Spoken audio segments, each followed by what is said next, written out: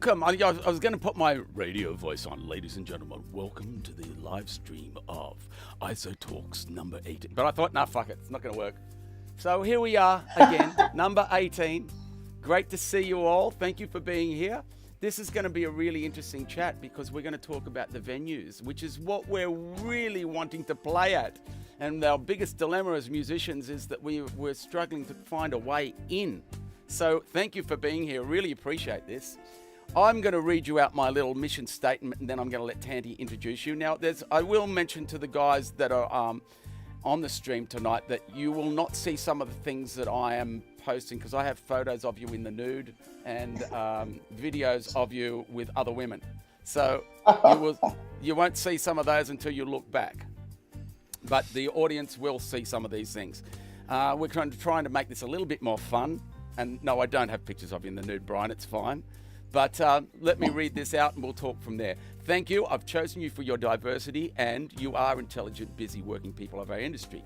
Like me, you create your own industry. Some of us do have the nous and ability to create work, but many of the others, the worker bees, don't. As you will see, I think you all have something of interest to give the entertainment industry. It's new, uncharted territory, but we as Australians are used to uncharted territory. Let's not focus on the past. It's over and it's done.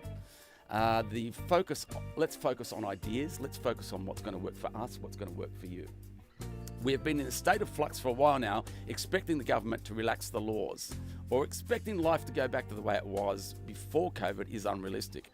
This pandemic and its implications, especially towards the arts, will most certainly continue to wreak havoc on our industry. COVID times is going to be a marathon, not a sprint. It appears we have to be prepared for the long haul. Our focus continues to be helping musicians by talking to other musicians, venue operators, industry professionals, and people connected to the government. Your perspective about this current situation will be of interest to others. What have been your challenges? What has worked? What needs improvement? So we're going to have a real open discussion tonight, guys. I'm going to hand you over to Tanti, who's going to introduce you all. Tanti, hi, how are you, darling? I'm very well, thank you. How are you? Really good for an old bloke. I'm 60 in a month. I know. So that's not far away at all. And plus, we're streaming to a couple of other platforms. Tonight we're streaming to Twitch and Facebook and YouTube, and the links are in the description up the top of the video. So go for it. Fantastic. Yeah. Awesome. All right, so we've got three very distinguished gentlemen here, and I'm so looking forward to chatting with you all. First up, have Richard Keough, who's the owner and operator of the Bridge Hotel Roselle. It's an iconic venue that's been to many international and touring artists, Australian classical. It's pretty much kept the all the heritage acts back from the 80s, 70s alive. And not only that, you do host a lot of young upcoming bands as well. And so it's really an iconic venue, and home to Pete's Drive for about 15 years as well, which is where I met Pete actually. And so Richard Keough, welcome, and thank you very much for joining us. Thanks, Tandy. Looking forward to talking Pete, to you. Thank you so much for having me. So I'm looking forward to it. Yeah. Thanks. And then Brian Lizot, who was a guest on ISO Talks number 2.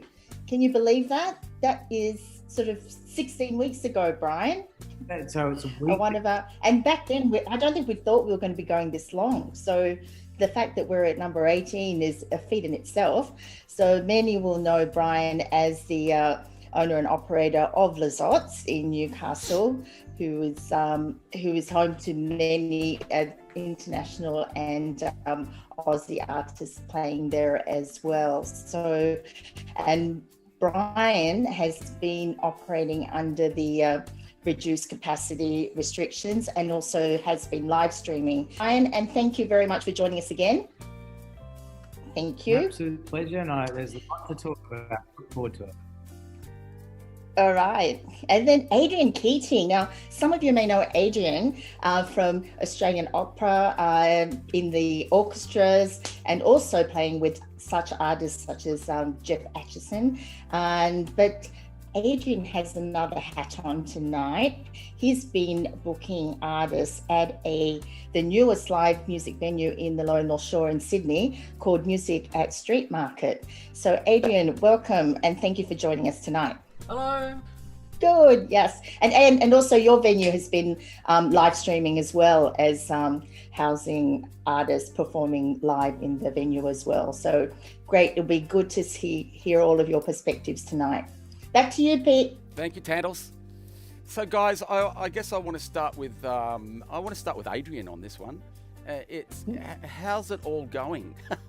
In general, I mean, are you coping? Are you getting through it? What's the capacity like? Are you getting enough people in to warrant keep going with live music? Well, we're already a very small venue, so kind of our situation is quite unique. So we're already in the niche department. So, you know, for example, Richard's The Bridge is a very much large venue that requires that more people can, you know, patronise it. Whereas our venue, like we could probably sensibly get 70, 80 people in, you know, for a dance night kind of thing. But really, it's a smaller venue than if you want to get people in the main room. So, kind of 50 to 60 would be what you'd think is a general nice maximum, but at the moment we're kind of down to 30. So in that regard, we're really fortunate that we're not as hard pressed as a larger venue needing more people to take up the. Do you see what I mean? So our position is only slightly different. Now, having said all that, because there is a comparison between a large venue and a smaller venue, we're down obviously the 1.5 metre thing. For our venue, that's 30. And is that all seating? Is that? Yes, it is. So what I believe it's legislated that we're at that point where we're selling dinner and show tickets only. There's a couple of reasons for doing. All right, can I just stop for a moment? I've sorted Pete, it out. I believe there's some. You have. Okay, great. Sorry. Thanks. Oh no, am I good? Yeah, you're good. Yeah, a million miles in front of you, Tandles. only by a millimetre, but I'm a million miles in front of you. All right. Thanks. So tell me, Adrian, is that seating? Is that only seating? Is there no dancing allowed? Well, theoretically, yes. Interestingly, we've had a few people roll up into a restaurant, as you do. So our situation too is my situation is quite different to Brian's and Richard's in that I'm sort of just managing this venue with the owner. And so that's an entirely kind of different setup, if you see what I mean. anyways, that's just sort of by the by, but to lead to sort of the next bits, that we've had, I think the council showed up a few weeks ago and they did a measure up, and they said the number shall be 30, one of those. And also, typically as a restaurant, that's why I mentioned, because Alan Liang's the owner. So it's a restaurant. So there's the bigger problem there is getting people to come in and just eat, normally, because there's been such a retail downturn before COVID. So I'm guessing everybody's aware of that. 18 months before COVID started, there was already a bad retail downturn. So there was all that to think about. So, we get people coming into the restaurant, and one chap dropped in and he was giving advice to the Royal North Shore Hospital on this very thing, the distancing thing. And he said, so you asked about the dancing. And he said that, yes, it's permissible, but you got to do it in situ. And that's kind of where we're at. So it's a sort of one of these funny grey areas. Of course, the idea is to prevent mingling, and that's it.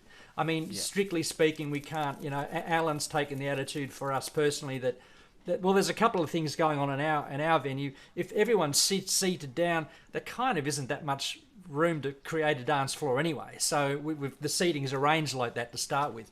But, if people can stand up in their seat and, right. Get to have you been checked on by any authorities? It's possible. We don't know. That there's a lot of there have been a lot of fines handed out in the last couple of months. I believe the figure across Sydney is something like 600,000 plus. Yeah, 658 actually. Oh well, there you go. It's 100,000. Yeah. So it's a lot of money and fines being handed out for all sorts of things. But we're doing what we can to be sensible and stay with the numbers, and that's it.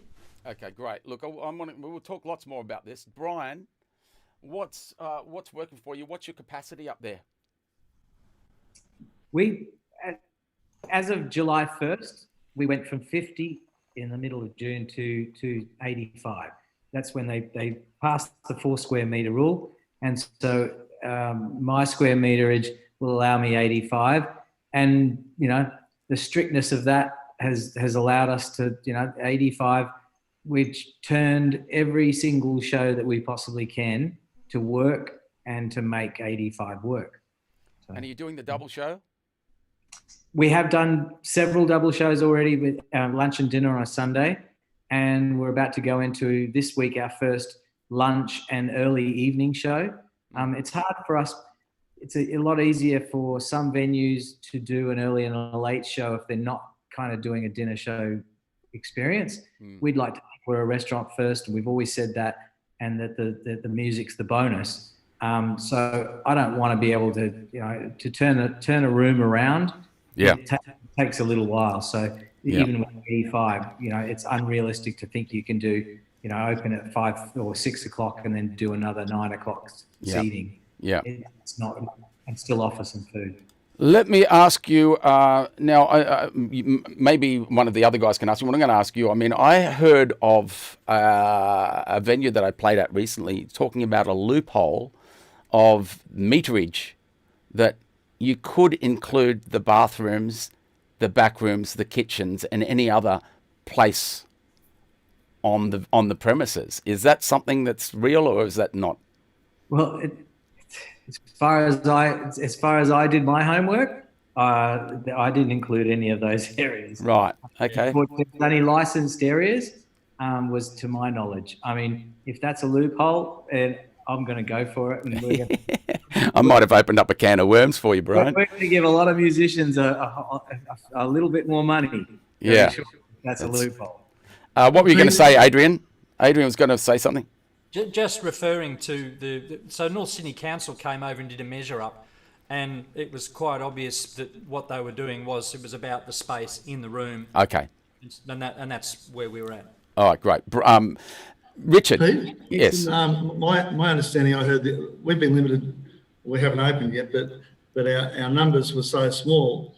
Then I was pointed out to me the other day that you could include toilets, any public area. Obviously Right. not a kitchen, but any public area, which includes toilets and hallways and all sorts of things that any member of the public can access. The problem, though, is that it's 1 every 4 square metre rule. Seems a bit of an anomaly is the fact that you can have people in the room that are only 1.5 square metres from each other, which seems to conflict. In fact, you might be able to have 100 people in a pub, say, for example. In the main bar, you might be able to have 70. But if they change it from 1 to every 2 square metres, your capacity is still going to be the same. Yeah. And you won't be able to increase any more people in that room. So, look, I've been saying this for a while now. That I could be completely out of character, out of touch here, but it seems to me, and don't get me wrong, I'm totally up with all the social distancing things, and I'm doing all that. However, it seems to me that a lot of it is like theatre, like the security at the airport. Do you know what I mean? It's that theatre. They've got to put it on. This is what you're supposed to do, but it's never going to. I don't know how well it's going to work. I did a gig the other night, and you start off doing the elbow bump, and by the end of the night, you're shaking hands and you're cuddling people. And as my brother says, and my brother's in health, he says, with this no shaking hands, he says, how many doorknobs did you open today? Exactly. So. So what's happening? You're renovating and you're not open at all at the moment, Richard. No, we started to we're going to paint, do some carpeting, things like that, and then one thing led to another. We had to reinforce this outdoor area that we have, which is like a 3-level beer garden, it's now 4-level. We're sort of got another level there now, and we've started doing that. We think it's going to be a really COVID-safe sort of idea. Outdoor gigs is what they're talking about. Yeah. We're going to see if we can make an outdoor gig there and have 3 different or even 4 levels, depending where the act is. And it'll be all outside, and it'll be a great place to go either before a gig or after a gig, but actually for its own gig. So we're really we've got to make it compliant. So we've had to increase balustrades and new staircases and reinforced walls. So it's turned into quite a project that we weren't planning, but we haven't been able to open because of the numbers. But now I'm hearing these other things with numbers. And I asked Health to come out here and if they could actually go through it, so we'd all be happy on the same page. And we don't do that. They said. Council. And I guess they're overwrought. They're really overrun, I guess. But it's ironic that we can't. You can't do anything. And if you get busted, it's your fault. Exactly. So are the rules? Everything making it safe. This outdoor show should be. I think that's a great idea. I think it's such an awesome idea that you're doing that, and especially in this time, because that's such a great space, and I know it well. As you know, I've worked there for 15 years every Sunday, and it's the whole thing about that was the daytime lunch out, or barbecue out the back, and it's such a great area. So I think that's going to be a great addition to what you've got going on. How many punters do you need to keep afloat in these times? Brian, what do you need? How many people do you need to get, and how many punters do you need? And are the musicians happy with the way it's working at the moment? Can I go back one step and have a comment about the last we think we were talking before I go and answer those questions? Absolutely. And that's, I actually made a phone call this morning because it was on my agenda well before, I knew that this was going to happen. This talk tonight, but I made a call to the council or to the hotline of the government to say, is there any information that you can give me that's going to tell us that is there any leaks or the government's about to announce in New South Wales about the square metre rule and our capacity as a venue? And I said, I'm from Lizot at blah, blah, blah. And he goes, I used to come to your DY restaurant all the time, blah, blah, blah. And I was like, he goes, wait. He said, I'll be honest with you, we're the last to be told. He said, usually they get announced and then we find out. Wow. So that was the statement straight from the horse's mouth today from a government person on the end of the line about answering my question. So, I suppose if I talk about, what's to come, can you just repeat that last question and I'll Yes. Okay. Yeah. This is really interesting. I mean, we've got so many fractions. There's a guy just sitting behind a desk doing a job. There's a guy sitting behind the desk coming up with rules. It's always going to be a shit fight, isn't it? And it's our duty to try and make people aware, or at least make the government aware. And that's partly what we're doing here, I guess. How many punters do you need to stay afloat for a show? And how are the bands happy with the new arrangements? So if you put to how many they need, if it's any consolation to any artist, and I can't even count how many deals I've redone and how many shows that I've reconstructed the deal. The deal of an actual guarantee has left the table of late for the last 5 months. It just doesn't exist anymore. So what we've done is now, yes, you can do a door deal. Yes, we'll try and put the ticket price up if the tickets aren't sold out. Is my first initiative, and I've converted and persuaded and helped countless acts now say, yep, we'll put the price up. And if punters had already bought their price at one price, we've now put it up $10 or $15 or $20, whatever it takes to actually bring that act to do what they've got to do, to come from where they are to what they normally would charge or whatever, to get some sort of compensation for still performing and doing the show. But other than 85 from 200 sellout, I mean, if I can average my room, I would say out of a 200 capacity, I suppose I operate on a regular basis at about 150, 140 maybe on average. That would be conservative, I guess. I would like to think over a year, maybe I might get to 130, 140 maybe, if that's good, and that's a good day. So have you had to cut staff? Well, all of my casuals had to leave, obviously, and we started with 13 on JobKeeper, including myself and my wife, Jo. We're down by 2 already, possibly 3 staff members that are about to just leave. So we're actually now ramping it up again and having to hire staff. So we've lost JobKeeper for 3 staff members, and now we have to start paying wages. So this is, I'll never poo-poo the government for JobKeeper. I mean, it's keeping us together for sure. So I need at least what I'm doing now with JobKeeper to break even. We've had accounts done for the remaining of the year, and we just crashed and burned, but July and August and now September will come. The results for September will come, and if we can break even, I'd be ecstatic. And any business that just breaks even, well, we all sit there and go, gee, that's great, isn't it? You broke even. Yeah. What about the bands? Are they kind of hip and okay with the whole new concept? Have you found anybody that's not cool with it? To not take up too much time on everybody else's trumpet. That's okay. I'd say that they're ecstatic. I mean, if I had $1 for every time that a musician stood on my stage from the mid-June now, it has been 95%, 95 out of 100 of the musicians that have stood on my stage for the last 8 weeks have all been their first gig back, which is pretty amazing. And some of those musicians, there's been several actually that have been, the second gig was back on my stage. So I'm very proud to be able to support the musicians that we brought back onto the stage for the first time. And none of them have begrudgingly said, I'm not getting paid enough to do this, or they're just absolutely ecstatic to get back and play music again, as you well know. Absolutely. It's great. There's you guys, and there's, Jeff Trio, they're from the Brass Monkey, and,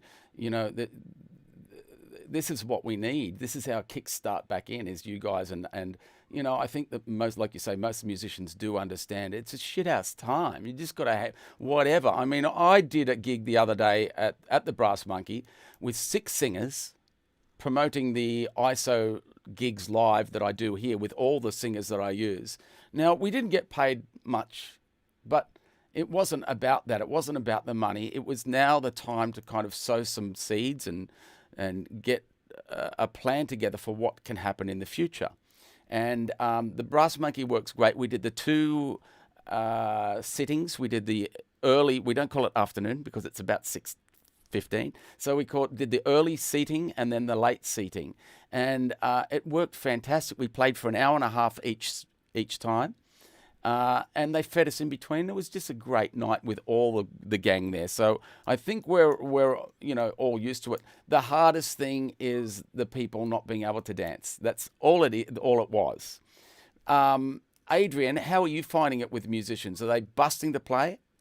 Oh, absolutely. And I mean, what I did to try and help out was because of the way our restaurant's sort of set up and the way we've got a balancing act of what we can charge for acts, and so we figured out a while ago that, for example, in a normal time, $20 would be a minimum, and of course with COVID reducing numbers, one of the first things, and when we went back in June or whenever it was, one of the first things I did was put the fee up for them, the door, to 25 to try and offset some sort of loss for them, and hoped that the public would cope. And so, the musicians are really enjoying coming to play. They understand that it is what it is, and they also understand there's not much we can do about it. Yeah. So there's this balancing act going on. Richard, when do you go live? When do you start doing stuff? And have you got bands booked already? Got bands booked. Yeah, we've actually had to. Well, like I guess Brian and Adrian, we cancelled 6 months of shows and moved them all to September, October, November, and now we've had to move a lot of them again because some like Dragon, I think Pete's based in Melbourne, Keough are based in Melbourne, Chase the Train, Keough is based in Queensland. So all those sort of things have become an ongoing issue, but we're looking at going probably November, and in December we've got Brian's brother, Mark, booked. So we're working our capacity at the moment, but we're aiming for them. We've probably got about 3 or 4 weeks finished until we've finished what we're doing, and hopefully then we'll get back. But numbers is the thing that we've got to sort out, and it seems to be such a conflict in what you can and can't have. That it's a really important issue because we don't want to get closed down after one show with a $5,000 fine and around this area. Yeah, they find about 8 pubs around this area. Yeah, Balmain, Roselle already. So. We did notice that there was something today about Save Our Venues. Did you see that? That came I saw that, yeah. And it got some haven't had a footing on chance the news, which was good. Oh, something news, was it? Yeah, I got a few emails from it. It looks great. A lot of venues are sort of writing to the government. I mean, all right. Well, let me ask you this: what do you feel about the fact that we can have, I don't know how many thousand at the footy, but only 83 people at a venue? Like, I mean, you'll be in the same boat. How do you feel about that? Look, I think we all want everyone to be safe. That's the first thing, and whatever the health people say, then we've got to abide by it. That being said, there's so much conflicting information. You can't see why you can have that many people at a football game.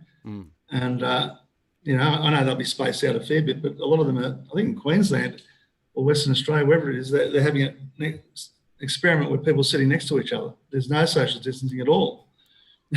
So it does send the wrong message that we don't know what to do. So hopefully there'll be more clarification on that, because it's people are going to get, I think, upset in the end and start doing things where they shouldn't do and go where they shouldn't. Because they're saying, well, they've got to be pretty straightforward on these rules. Oh, look, I think they're fed up now. I mean, look at all the riots and all the protesting, etc. I think we're all fed up. But I'm great at holding rules down. I'm really, I'll do the right thing. Sure. But I don't see the reality in when there's one rule for one side of the industry and one rule for another. I think that's a really bit messed up. And the other thing is that we're doing okay in Sydney. No cases today. No cases. Yeah, so look, all for that's great. There's no case, but it's only one day, and I think we've got to be careful that it doesn't explode again. I think we'll be I think we'll be putting out spot fires for a while. But Adrian, you wanted to say something? Just along the lines of the numbers game that goes with COVID-19. I mean, if you can have a football crowd, it does seem very strange that you can't have your entertainment in the same sort of box, in the same sort of proportions. It just does seem very strange. Go, Richard. I think the key to that is it's outdoors, and I think that's why in Sydney City they're looking at having all these restaurants where they can have outdoor dining and drinking, and I think that's really the way it's going to go for a while. Yeah. I spoke to Alan Liang, the owner. It was today or yesterday, and I asked him about the distancing thing, and it was his feeling that the 1.5 metre would stay until there was a vaccine. That was his feeling, and from his talking to the contacts he had. Yes, we're all there. We're all going to, play the waiting game, I'm sure. What about places like the casino? I mean, what's going on there? Is that another sort of double standard thing that we've got going on, or are they doing the right stuff? Brian, anyone?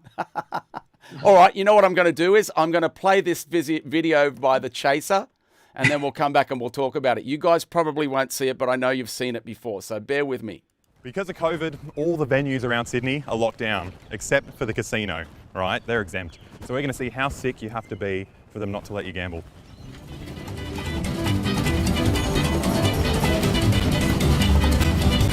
Hi there.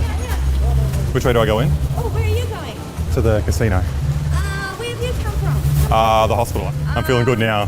Feeling lucky. Have you been discharged? Yeah. Discharged. Where are your clothes? Back in the hospital. I don't think you're in the right dress attire to be on the gaming floor. Oh, it's like a dress code thing? There is, yes. Yeah, right. Sorry. So if I get changed, so I can come back? Or?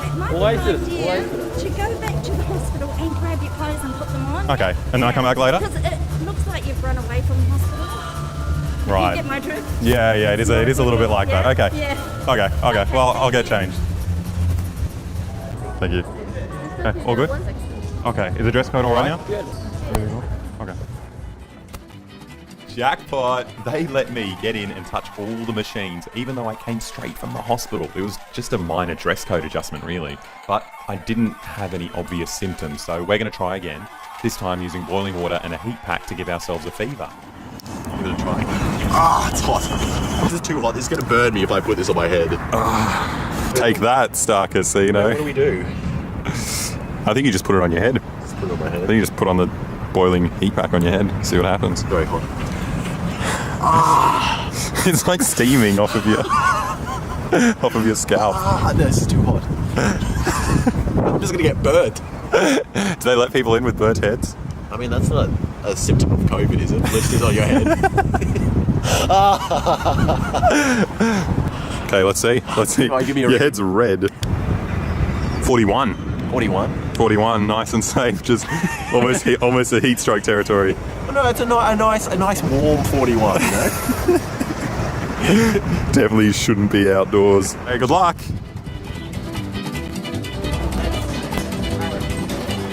Okay, we'll do a temperature Sure. check. Oh, reset. Lovely. Do you check more than once just to be safe on my head, or do you just do it once? Just once? Then if you come down again and come back up, we check again. Okay, so on entry. Okay, cool. Yeah. Thank you for that. Okay, didn't expect that to work. But maybe their thermometer messed up. Let's give them another chance. It says high, it won't even register. 42.4. 42, sick. Okay, wait, let's go. You should be dead. Like, Welcome back. One more Thank you. time. Again? Really? Okay. Brilliant. good, Thank thank you. you. You've gone up 1 degree. Really? Oh, wow. oh, looks like he's in the casino again. Okay, let's try one last time, as hot as we can possibly make it. It sounds a very cold. No, my head feels a bit hot, but it's fine.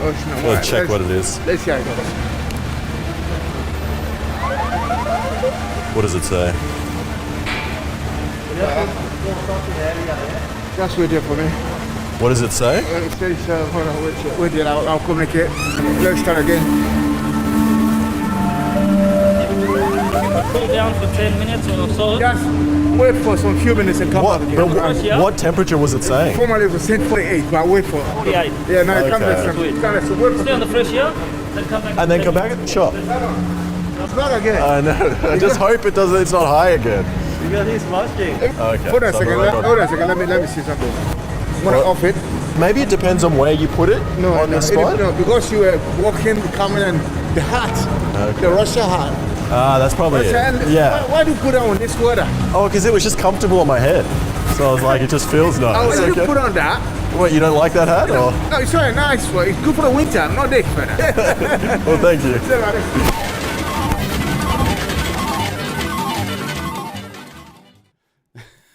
Too funny. Pretty wacky. I love, wait for a few minutes, go over there and wait for a few minutes and then come back. So, I mean, I get it. These guys, they're just doing a job. They're just like, as I say, it's like the guys at the airport. It's all theatre. Half of them look like terrorists anyway. So I like the Viva Las Vegas music that's playing in the background, and then the pokey win, fail. Very clever. Let me hit you with this. When can we dance? We can't dance, can we? Definitely not. Can't dance. No, Seat dancing. Seat dance. Yeah, we encourage it by dancing in your mind, and definitely. But the funny thing is, you've got musicians out there that are so desperate to perform, and then if you can't dance, that's one thing. And we've never been a dance. So it's towards the end of the night. Yes, everybody will get up, and there'll be some girls out the back doing this, and we always control that. We've been able to control that now. Sit down, everybody's respected it, but it's when the artist, wants them to sing a song with them that we're not allowed to do that. No, that's just cruel. Now, I heard about so that. Nobody's even allowed a whistle or, anything to do with, and then let's not even get started about the oboe players of the world that can't, that we have to screen for, let alone a sax player or a trumpet player, or I got to tell trombone player. I got to tell you, Brian, that my partner works in the education department, and it's the same dilemma that you've got people sitting behind a desk and a computer coming up with concepts that they think will work but make no sense in reality. And I think we're going through all of this again. And the admin to all of that is that you lose time teaching children because you've got to report how you're going to teach children. And we as we see in this this video that it's not really about the reality of making sure you've got the right temperature. It's the theatre of, well, let's just do this. Oh, you're a bit hot. Go and stand over in the corner and come back in 10 minutes. It's just insanity. Tell me what's gonna happen with overseas. Are we going to focus more on Australian artists, Richard, rather than overseas artists now? Well, I think definitely we can't have overseas acts here, unfortunately. But look, it's a good opportunity for Australian artists, and as venues, we want musicians to perform as often and as much as they can. So it's a great opportunity, but it comes down to numbers, But overseas acts we can't even get Queensland acts or Melbourne acts, let alone overseas acts. So until all that changes, and that could be a long time, really we're that's the problem with our business. We're you want some certainty in business, what you can do and what you can't do, and we haven't got any of that, and it doesn't look like we're going to get it for a long time. What do you suggest to young bands or to young Sydney bands now that we're in Sydney and Newcastle? What do you recommend for them to do? Get a job. That's it. Get a day job. Look, I think it's all changed now. I mean, a lot of bands did grow up on the live scene and created their name on the live scene, and which is why Australia had such great players, live players. They're all forever 6 nights a week, as we all know, in the good old days. But it comes down to songwriting and releasing your album somehow. I think venues have still got to play a big part in that. live is always going to be a big part of music, and I think they should get out there and try and get people to come to gigs. It's really Instead of about watching Netflix. It's really about developing a quality act, isn't it? And so that you are as desired as an overseas act. Adrian, what do you feel about that? I was having a chat with Ray Thistlethwaite about this very thing, and his comment was that because the overseas acts can't get to Australia, it's entirely possible we could be on the if only we knew, we could be on the verge of the next golden era, because Australians have to go out to see their local musicians because, well, they've got no one else to see. But we need to show them the talents out there because we all know it is. There is no difference to Australian talent, to American talent, to English talent. The main big difference is it's not heard enough, is my opinion. And of course, the ability of young bands to perform in gigs, hone their craft, all that stuff that we know, from watching business from afar. And it could well be that if Australia plays its cards right in terms of the music industry, it could actually really be a growth industry in the next few years. I mean, another conversation I had was, talking the history, World War One, the Spanish flu, then the Roaring Twenties, and you'd have to think, well, why did the Roaring Twenties happen? Well, the previous 10 years was such rubbish, everyone let go in the 20s, and you had this growth. So and I've got violin students that come to me, and they're obviously going to be good enough to be in the profession, and I kind of say to them, look, you're gearing yourself up for 5 years' time. It's kind of what I'm saying. Can you tell me you're in the opera? Is that right? You the Opera Australia Orchestra, yes. Yeah, and how's that doing? Well, it's very interesting times for us at the moment. Opera Australia are engaged in a complete restructure, and they've decided to proceed with redundancies across the board in all of their employment areas, the orchestra, the technical, and the singing departments, and so on. They're getting rid of the guy with the PA, so he's out of the band.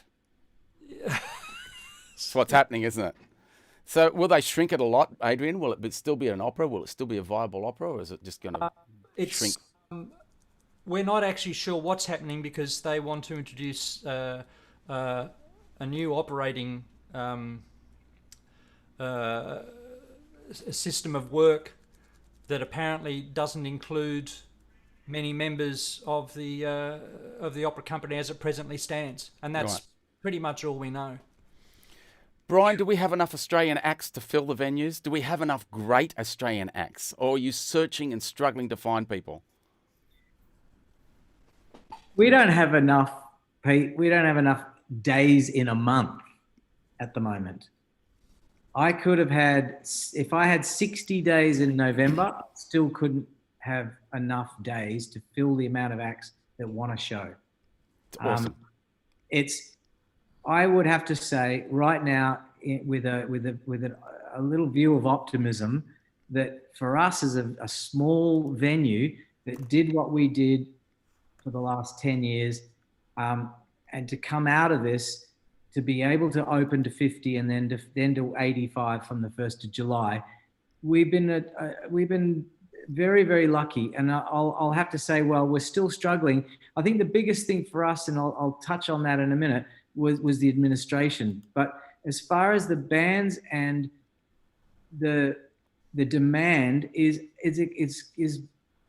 unbelievably strong. Right. I'm finding myself with all the Great Southern Nights initiative. There's so many acts out there that are ready to go to play. And I could speak all night about my frustration with some of these initiatives and the grants that have been put out there that we've applied for and whatever, and whether we get it or not or whatever.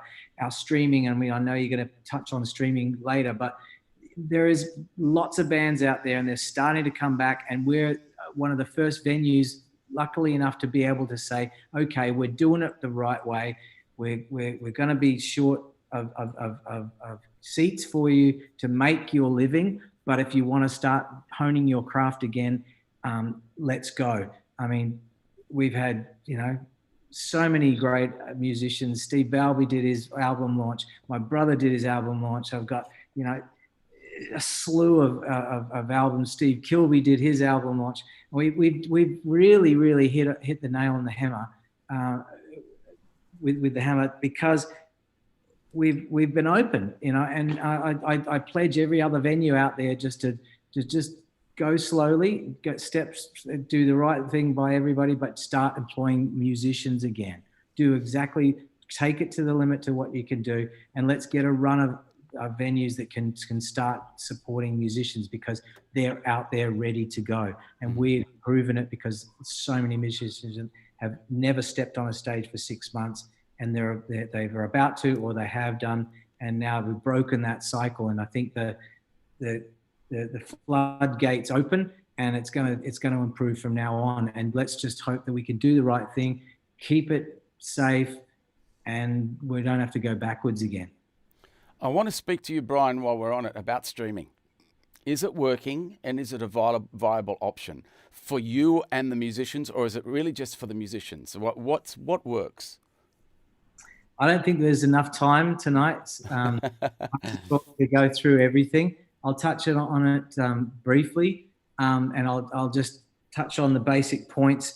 But I found introducing the streaming option to our business one of the most stressful things. I've gone back into a complete mental health state for a while, and even today I'm still trying to shake it off and to say, okay, I am still doing the right thing. It has been that hard to get this to fruition through so many avenues, technology-wise, to convincing an artist that it's the right thing to do, convincing them and trying to persuade them that the technology and the quality of the stream is there for them. We know we've got a good product. We've streamed. We've been introduced with a company that's fairly new to it. You'll appreciate this, Adrian. It was a platform that Livestream did for the Melbourne Recital Hall, and they're now very successful at streaming quite almost $1 million worth of music to artists through their platform, and we went on board with them, and they've been amazing at reproducing and nurturing this platform to now be able to ticketing platform for our streams, and so everybody's learnt something. Me included, I did the hard way basically, because I'm not real technological, and I spent 15 hours trying to get this to fruition. We've got it, I think, and we've now got the biggest artist that could ever stream in this country, Jimmy Barnes, doing his stream next Wednesday night. We'll be sitting and people will be streaming Jimmy Barnes' show live from Lizot. We sold almost 1,000 streams already, and we're really excited about the future. But it hasn't come without huge heartache to try and get it right. And we're actually educating the general public. If I could tell you how many phone calls I've had over the last 6 weeks or 7 weeks that we've been streaming, that I've virtually told people and educated them and had to learn myself about the system and even about smart bloody TVs and technology itself, to actually, because they can't work it out, we become like these, angels for the music industry.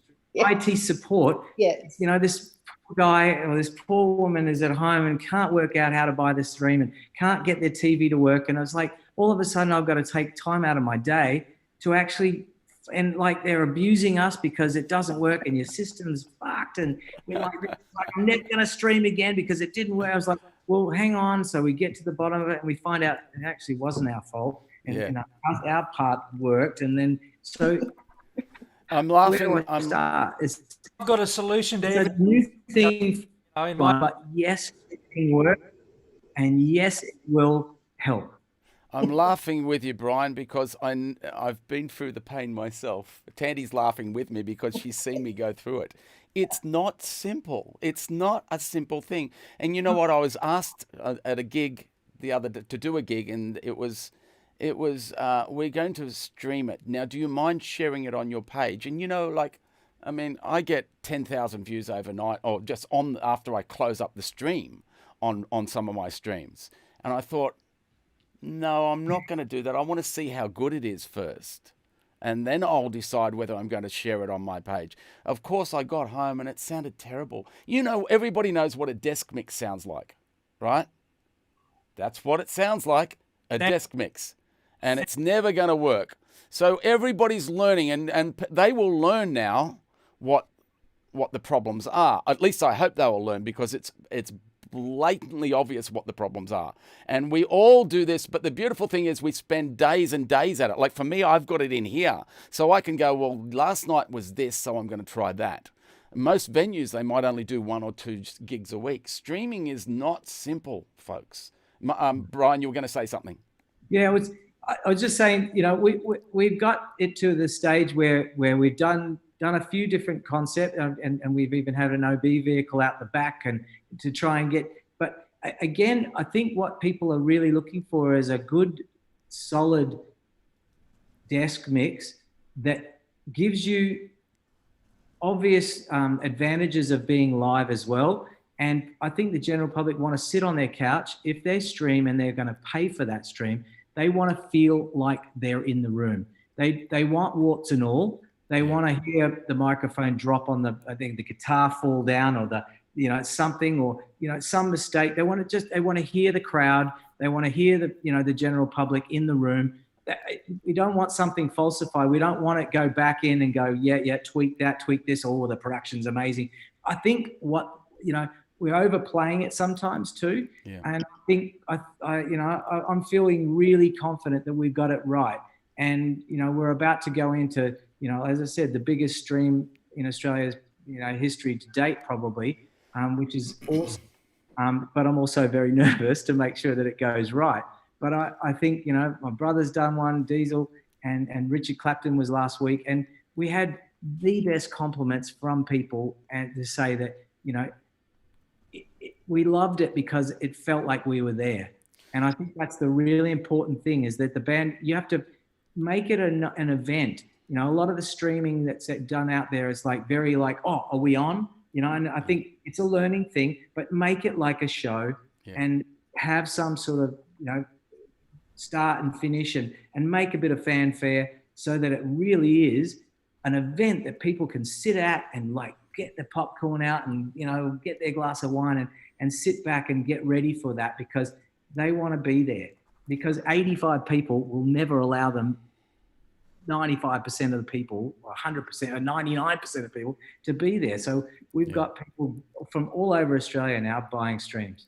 I'm hogging you at the moment. I'll get off this in 1 second, but streaming is really important to me at the moment. I mean, you're talking about making the show an event.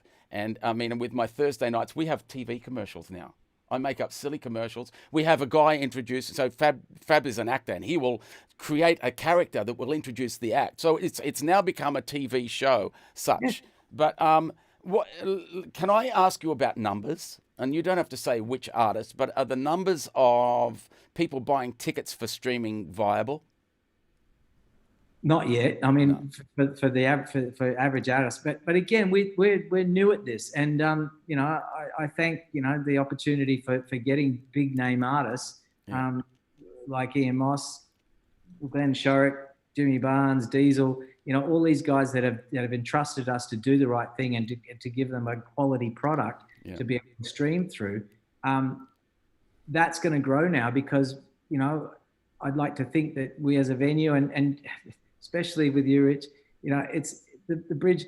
There are certain iconic venues in this country that we almost deserve to have people see because we've been in the business for so long, and a lot of people come from miles to go to see the live, and they'll have a weekend there, or they go to specific venues to see a show. And it's not just to see an artist sometimes, which obviously a lot of them are, but we get a lot of customers that will come just for the weekend away to come to our venue and see a different artist. Yeah. So now when they can't do that, it's nice to be able to have that service of streaming. And I do see it as the future of, for us, it's building another huge fan base again that can't come to see it live. Richard, I want to ask you, have you thought about streaming with what's happening with the bridge when it does come around? Is that an option that you've looked into, or it's not really important to you?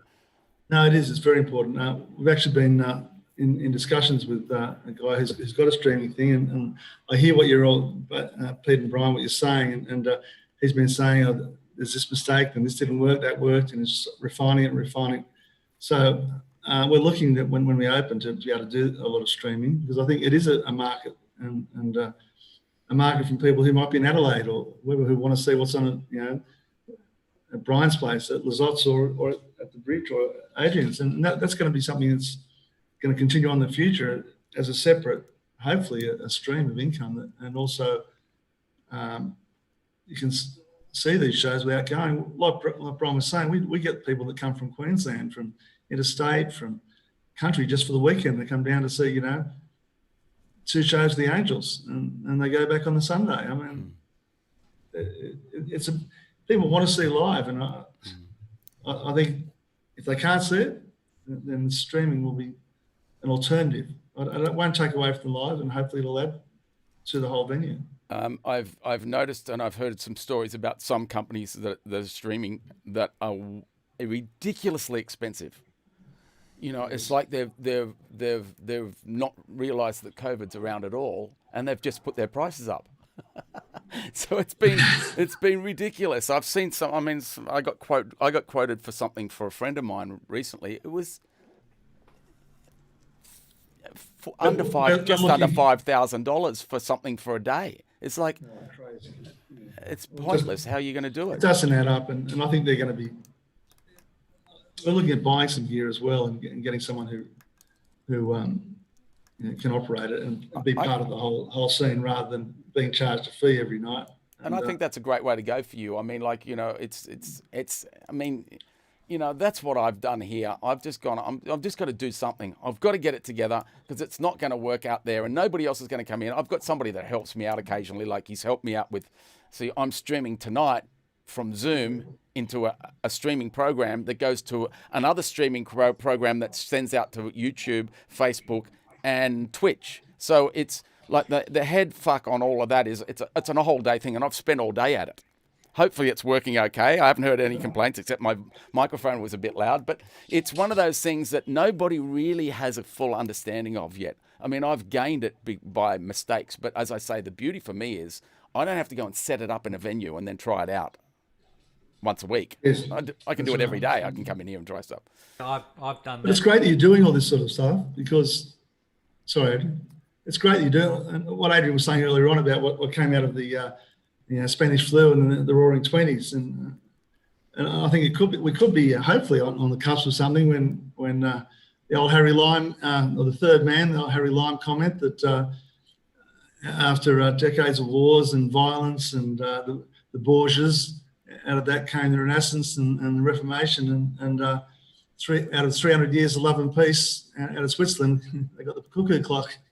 So that's it. Hopefully, we can. I think most of us are really positive about it. I think, and I think that's what's going to create a great new industry. And the fact that we don't have overseas artists coming in, there's going to be more work for all of us Australians to try. But we have to give quality product, Brian. Adrian, tell me, are you streaming at the venue? Yeah, well, so as soon as we came out of that first lockdown, kind of, where we weren't actually allowed to congregate, but we could actually meet in small groups, my attitude was, well, I can have a go at it myself. So, I was, setting up and trying to do the odd stream myself. But my attitude was always to try and help my colleagues, help help. I mean, I've had a full-time job all these years, and I've only watched from a distance as my colleagues were, just couldn't get enough work, or the work dried up, or there was some recession or some bollocks going on. And it was always hard for everybody. So my attitude has always been trying to find some way to put something back. And the streaming to me was kind of, well, you're not going to retire on it, but it might be icing on the cake, which is kind of where it's developed. So I'm at the stage now with the NBN finally being fixed. We'll see, that goes to the heart of what Brian was talking about in the beginning.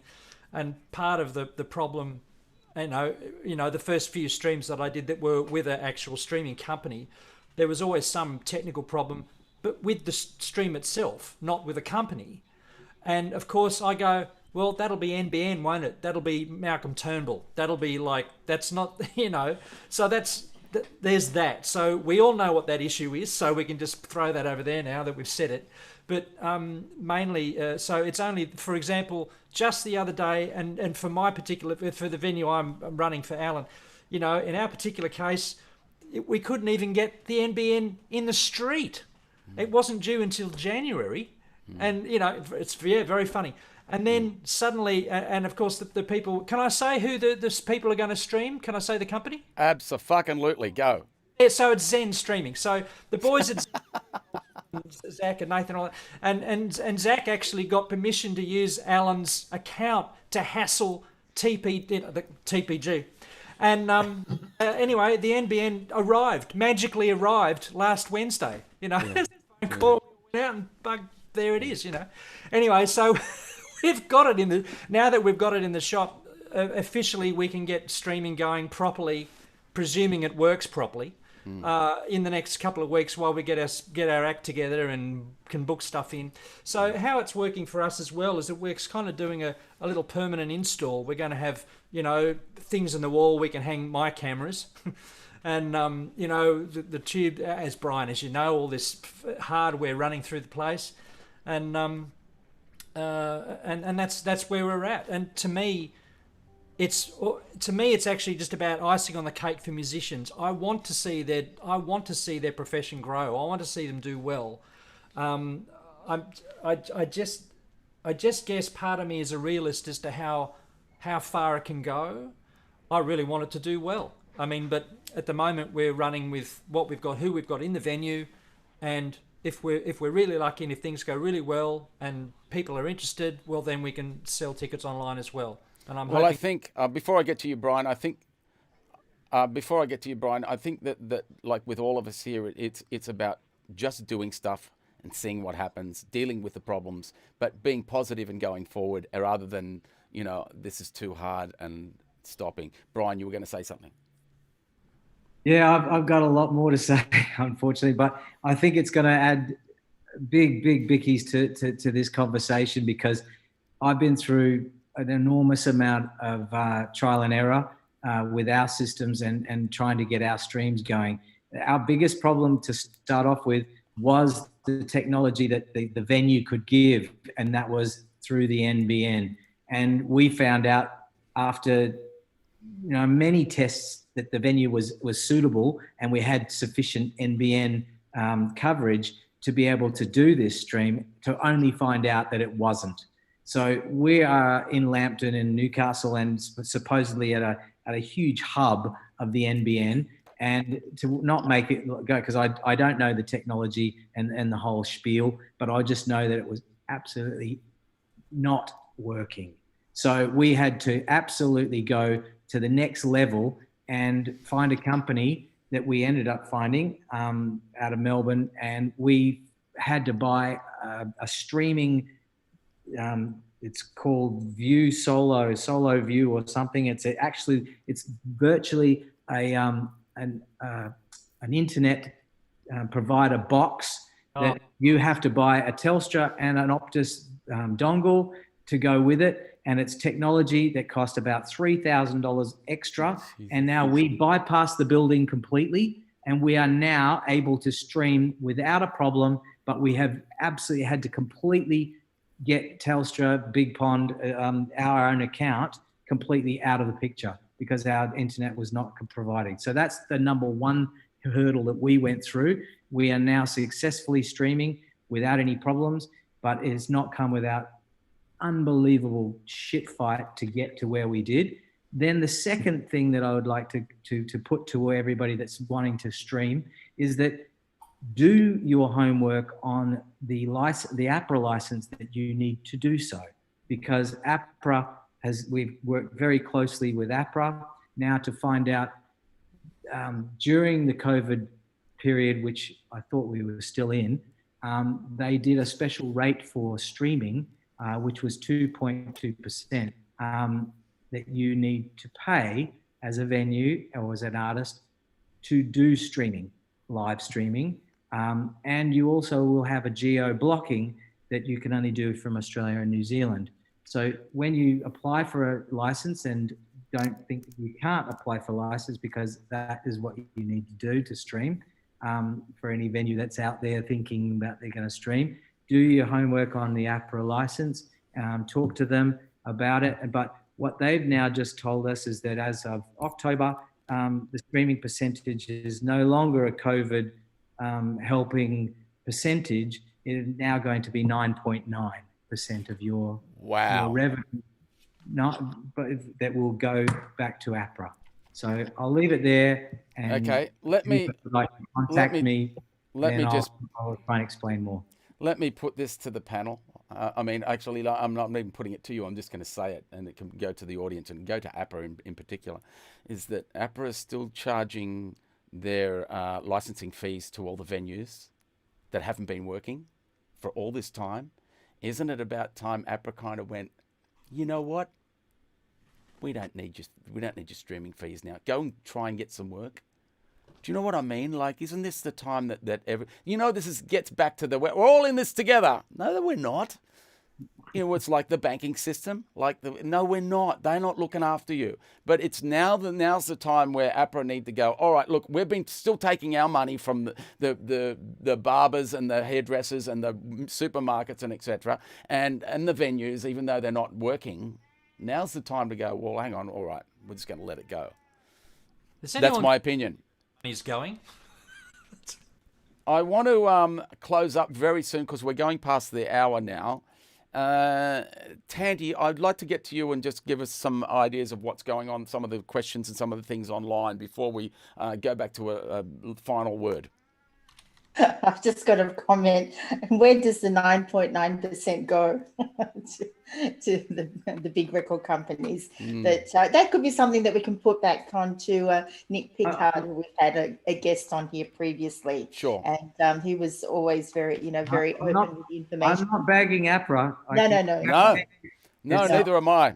It's a very weird web that has been done now, and I just think that it needs to be a little bit clearer and a little bit easier for musicians to come out of this time to be able to make their craft and make their living again. Yeah. And we as a venue have now put in umpteen amounts. I mean, as I said, if I could tell you how many phone calls and the amount of hours that I've spent of my life just teaching people how to buy a stream ticket, let alone do my business and transform 5 and 6 months worth of shows worth of admin into money back for artists and try and make a living for myself. It is unbelievable. And to put up with that, I was almost like a brick wall. So I feel your pain, Brian. I feel your pain. I know exactly what it's like. And Tandy has seen me go through it because she's here every Thursday night. And she's seen me go through some of it. You know, when I first started streaming, I was honestly right up to the vinegar stroke of going live. We got 3 months. I'd be saying to the guys, I don't think we're going to go live tonight. Every time for weeks and weeks and weeks. Let me ask you, Pete, were you charging for your stream though? No, not at all. I don't charge. The whole thing is this is like we're trying to start something that actually will make you guys money, and then look what you've been to in the past just to work out how to stream in the first place. It's like now we need you guys. Everybody needs a break. Everybody needs like someone. And we just applied for government grants, and I've just found that Create New South Wales today, we've just stopped doing a grant. We just put one in with Smarty Grants last week. Fingers crossed we will get this grant.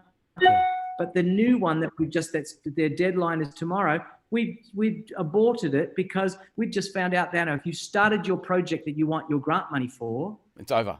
It's no longer valid because you started it already. Yeah. Crazy. Yeah. Crazy. Yeah. Tandy, carry on. What else? All right. I was going to just want to, Adrian, with the Zen streams, I've purchased a few of them, and the email that a user gets with all the instructions, because a lot of the a lot of the quality of the stream is dependent also on what the end user has as well, because you're pushing it out at high definition, and it may be a case of on your laptop, the end user has to turn down to, depending on the definition, to get a better quality and not have the buffering. So Here we go again. This is a massive can of worms. Yeah. That we could run around in circles on, like Brian says. So yeah. No, but all I wanted to say was that the email that was sent out is very informative. So I haven't purchased one from Lizot yet. So but that's Thank God we fixed it already. that helps the end user gets set up anyway. With some troubleshooting, if a lot of that's in the actual email. So I just wanted to have a shout out to Paul Todd, who messaged me a couple of weeks ago, and he wanted the ISO talks to focus on the venues, and then I said that would be doing it in due course, and it came up earlier than I had anticipated, because we had actually done a live gig, so I just thought it was timely. So one of the questions that he asked, he's asked a few, but first of all, and I've put this in the chat box, guys, how many venues will survive until when restrictions are lifted, and has the damage already been done? And then the second point, which is about for the surviving venues, how would they go about live entertainment, especially with the young punters who would like to see rap and R&B? How would the young punters go sitting on chairs? I cannot see that happening. I can see the market for older punters, 30 plus, with maturity to follow the laws of COVID-19. And so for venues to make money, will they all have to be a dinner and show? I think he's answered his own question in that conversation, because yes, it's not going to happen. It's just not going to happen. Yeah. Sorry, but Brian was going to mention that you were approached to put on Earth Boy, was it? Yeah, so I did have a request to do a hip hop act, and I honestly, thought how good would it be, because we're always, loving the fact that the venue can be across so many genres of music, but then in the end, that it didn't come through, and I didn't think that in the end it would be sort of suitable for our type of venue anyway. I thought it would be. I've always said if you can't do your normal show, and I would hate to stifle a brand, and if it's a show that really needs to rock out or to do what it's got to do, it would be watering it down, and that would be detrimental to an artist. Yeah. So I feel for those artists for sure. Yeah. Yeah. I wanted to talk to Richard about Great Southern Nights, because I know that you've been allocated 4 nights coming up. Yes, we have, and we're sourcing some acts at the moment, and we'll should have that into them tomorrow. And again, it's a capacity thing, but just on that. Before I answer that, could I just sort of say about those dance? We've had numerous dance parties here over the past sort of 6-7 years, and enormous numbers where we have DJs in the back bar, the front bar, which is the main room, and also the beer garden. They've approached us to do a lot of things still, and obviously we can't do it, but they're looking at a more chilled out version in that outdoor area where we can just sort of, and they'll have to be seated, but won't be quite the same, but it'll be it's not the same watching the Angels sitting down either. But so those things will evolve. I think all that sort of music will come back in a different sort of way. It won't be like a 60 or 70-year-old sitting down and watching a show, but it will evolve, and I think we will be doing it. We are, like Brian, we're across so many genres, and it's important that we sort of stay tuned to all those genres that young people want, as well as the older people. Richard, just being new to Twitch, the platform, which is mostly DJs and gamers. Yes. And you will see thousands and thousands of people tuned in to a DJ. So, right. I mean, I know that they're at home dancing their own little pill popping faces off, but it's still viable and it's still happening. So, Evolve, like everything, it's going to be all evolve. Gigs and shows are going to be in different form for a while, and until they're sort of gradually released. But and thank God for that. I mean, I'm so positive about these new things that are happening. I'm loving it. I'm loving that it's diversifying and becoming things. Tandy, just quickly, anything else? So what was I going to say? While you're sorting that out, I'm going to show a picture of the Bridge Hotel main bar in 1933. I think at least that's what I thought it was. That's what I've read it to be. Look at that main bar, man. Isn't that incredible? Is that the one with the... which one's that, Pete? It's the long shot with the round bar. Okay. We've actually nearly set it up pretty similar to that in our renovations at the moment. Is that right? It's going to look very similar to that. It looks amazing. And then there's this one, Richard, which is the foyer. Am I correct, or is that that's the back bar? Which one's this? That's the one with the round semicircle, the horseshoe. Oh, that's the one I'm talking about. Sorry, that's what we're going to look like, the back bar. Oh, okay, great, amazing. The other one is like an island, like a ship. Yeah, that's right. Brilliant. Yeah. And then you've got, your iconic billboard out the front. That if you don't know where the bridge is, you'll know this billboard. And there's Peter Northcote's name up there as well. Of course, absolutely. After spending 15 years there of every Sunday of my life, I think you even said to me when we stopped doing it, you said, Peter, I think after 15 years, I can count on one hand the amount of Sundays you didn't do. I think it was 2. There you go. That's all I got to. I didn't get to all. I used to go to Japan, and I'd leave on a Sunday night after the bridge, and I'd come back on the Sunday morning so I could get to do my bridge gig. I know, it was incredible. It was amazing. That's why it was only 2. Such a great time, and what an amazing fan base that we gained there. Hey, guys, thank you. Tandy, anything else? Oh, no, I was just going to say Warren Evans has put up a Save Our Stages petition, which relates to New South Wales. Great. So I'll post that link up on my page as well. Awesome. People can put their name down onto that. So, okay.